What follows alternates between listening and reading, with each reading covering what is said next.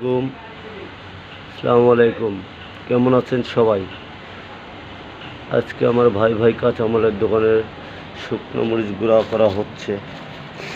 এই যে শুকনো মরিচ গুঁড়া হবে। যদি কেউ শুকনো মরিচের গুঁড়া বিজনেস করতে ইচ্ছুক থাকেন তাহলে যোগাযোগ করবেন। দোয়া করবেন সবাই। এটা আমার বাবার দেওয়া ব্যবসা। আমরা করছি ইনশাআল্লাহ। মানুষের খুব ভালো সাড়া পাচ্ছি, আলহামদুলিল্লাহ। অনেক অনেক অনেক মানুষ